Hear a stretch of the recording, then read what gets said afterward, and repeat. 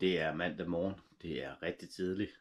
Jeg har stået op 5:30 i dag, for at min plan er at køre et ordentligt stykke i dag, så jeg kommer tættere på færgen. Vejret ser ud til at være rigtig godt, så det er perfekt. Nå, men jeg vil lige drikke min te op, og så vil jeg pakke sammen og køre.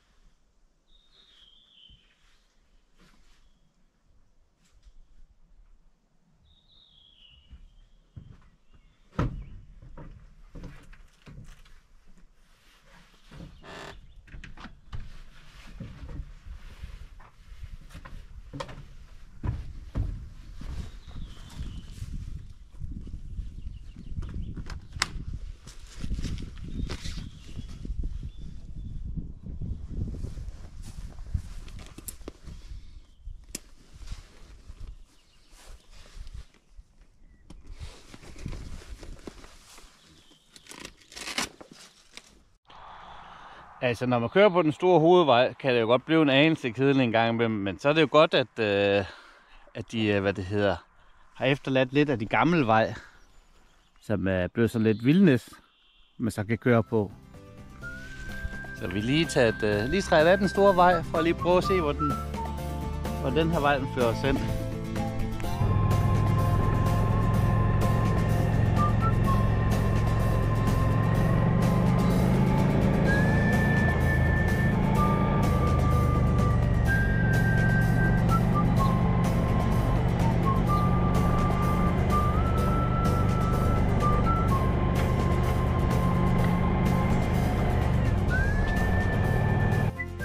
Ja, dagen i dag var en plan om, at jeg gerne ville så langt ned til Larvik som overhovedet muligt, sådan at jeg kunne tage morgenfærgen i morgen. Det lykkedes så ikke helt. Dagen startede godt nok rigtig fint med solskin, og så bliver der lidt mørk skyer. Og i det, der bliver lidt mørk skyer, tager jeg min regndragt på, og jeg har mit kamera i brystlommen. Og selvfølgelig lige efter at tage det alt det udstyr på, så ser jeg en el igen. Så det er 3 levende eller jeg har set. Hvad hedder det ellers? Nå, men den kommer i hvert fald ikke med på flyven. Så kører jeg videre, og det regner stadig ikke. Jeg har stadig min våddragt på, eller min regndragt på jo. Så kommer der rensdyr. Dem får jeg heller ikke flyvnet. Så kommer der får. Dem får jeg heller ikke flyvnet. Og det lykkedes mig at komme helt til Røros, før at det begynder at regne.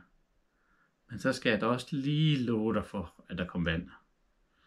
Altså, med regndragten kunne ikke holde det ude, og temperaturen den faldt. Den faldt ned til plus 4 grader. Så jeg var gennemblødt. Faktisk så gennemblødt, at min boxershorts hænger til tørre, fordi at det ligesom har fået buksevand og kold. Så jeg kommer 50 km på den anden side af Aldal. Og så må jeg simpelthen opgive. Det er for koldt for mig, og sådan noget der ikke. Og jeg finder en campingplads, og jeg er heldig, fordi campingmotter er lige på vej væk fra campingpladsen af. Men hun standser mig og spørger, om jeg skal bruge en hytte. Det lignede måske en, der skulle bruge en. Og det regnede også ekstremt kraftigt der, og det sagde jeg så ja til. Og jeg fik så den her lille hytte, der sidder i nu. Der er kun plus 2 grader udvendigt lige nu. Men det skulle heldigvis stoppe her omkring klokken 3 i nat. Men jeg kan ikke tage færgen før 16:30 i morgen. Det er lidt noget møg. Og PT, der dur deres bookingsystem heller ikke. Jeg har prøvet flere gange. Giver det forsøg mere her i aften. Ellers må jeg prøve i morgen. Ellers må jeg simpelthen bare køre ned og så spørge om, hvis jeg kan komme med. Ellers er der selvfølgelig den anden mulighed. Det er den lange vej hjem. Men der er 12 timers kørsel herfra, og køre til Larvik vil være en kæmpe omvej. så vil det nok hedde omkring 20 timer.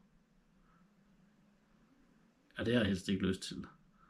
Jeg vil gerne med den færge, så jeg kommer hjem. Jeg fik heller ikke handlet i dag. Ikke aftensmad. Så jeg må spise noget med nedforsyninger. Jeg havde heldigvis en dåse baked beans, som jeg har spist. Og så har jeg nogle polarbrød og noget hybensyltetøj, jeg har købt. Så det bliver desserten. Og så tror jeg heldigvis, der er en enkelt øl ude på motorcyklen, jeg kan få efter. Det er der. Nå, vi tager den igen i morgen. Nu er det endelig holdt op med at regne, så jeg har lige valgt at gå mig en tur rundt på campingpladsen lige for at se, hvordan omledes den ser ud. Og lige ved siden af campingpladsen er der en kæmpe stor elv.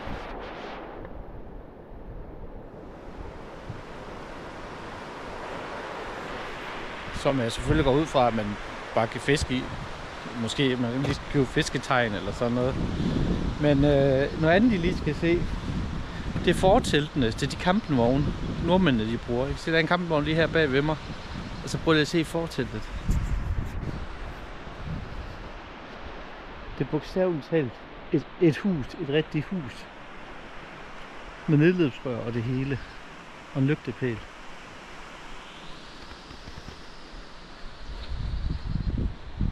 Og det der, det skulle bygge det i bare et træ. Altså, massivt træ. Der er der også en enkelt med et almindeligt telt. Men de fleste andre, de har det træhus. Jeg synes gang, jeg har hørt det, det hedder Spiga House. Spiga-telt. Spiga-telt hedder det. Spiga, det betyder søm. Så.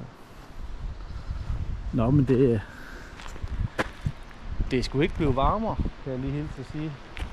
Jeg tror bare, jeg skal op i hytten igen. Jeg fryser fandme stadig efter den motorcykeltur. Jeg er også træt. Så op til hytten igen. Jo, forresten, I kan da lige se min lille hytte også. Man skal op i den her lille sti, hvor man kan måske godt se, at jeg har kørt.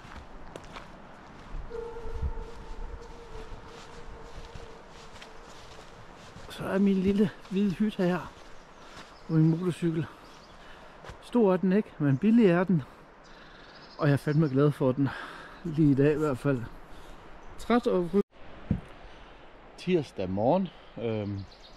Den er lidt over 6. Jeg har egentlig pakket sammen. Og egentlig bare stille og roligt ved at køre ned til færgen.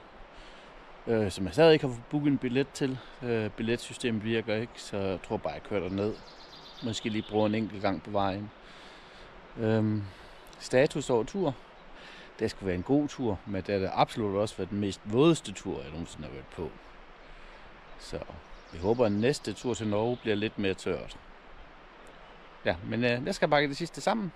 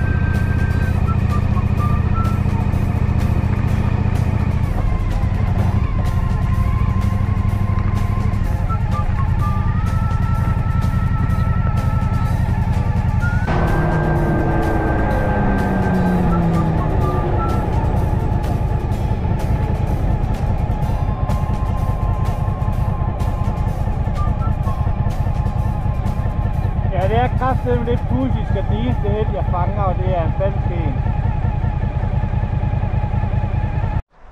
Ja, jeg har lige snakket med banken om hvorfor mit kort ikke duede, når jeg skulle bestille færgebillet. Og den virker så ikke, da jeg skulle tanke med en motorcykel. Det er simpelthen fordi, jeg har et Visa-kort.